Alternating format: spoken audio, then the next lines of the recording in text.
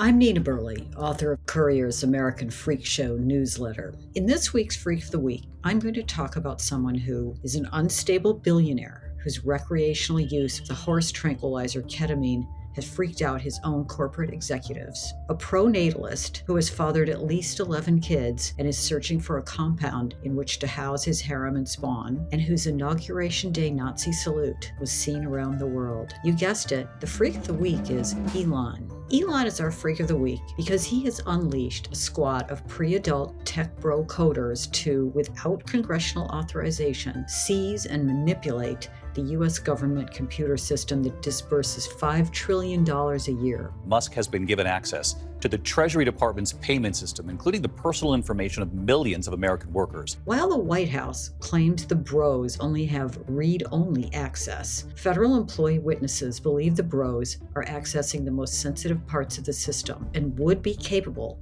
of shutting down payments to agencies, programs, and individuals that MAGA and Project 2025 don't like. The operation was initiated with speed and stealth late Friday and through the weekend. Democrats and affiliated groups like the AFL-CIO have objected in protests and in the courts. We're here today because an unelected billionaire and his team have been given full and unfettered access to our taxpayer money and our government.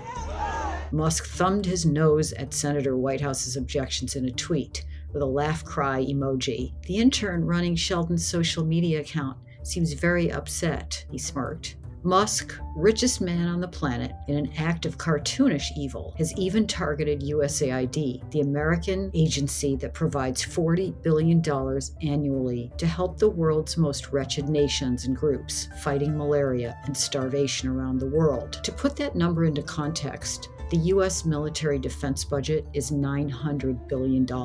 As we dug into USAID, it became apparent that what we have here is not an apple with a worm in it, but we have actually just a bowl of worms. In fact, Musk may have a personal interest in destroying USAID. Months ago, the agency announced it was examining its oversight of Musk's Starlink terminals in Ukraine. The agency's website mentioning that activity has disappeared. AID is one of the most respected aid institutions in the world.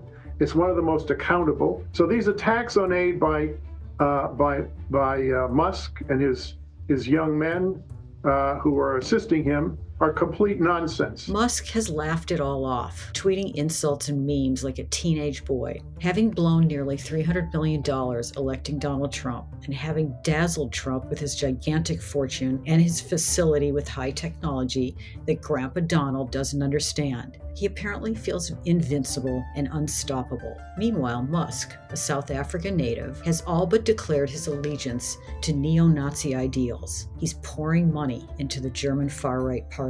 Online, the richest man in the world openly gives encouragement and support to baseless conspiracy theories and racist commentary. MAGAs like to fret over a phantom deep state, but they have no problem with the corporation that essentially is a privately held deep state. Do we really want this unelected oligarch and his little coder elves to get their mitts on the computer system that finances the government and spits out Social Security and Medicare checks for hundreds of millions of Americans? Our Freak of the Week is on the verge of wielding exactly that kind of power. I'm going to sign off with a quote from the comedian George Carlin. When you're born, you get a ticket to the freak show. When you're born in America, you get a front row seat. Sign up for my newsletter, American Freak Show, at americanfreakshow.news and subscribe to Courier for more. See you next week.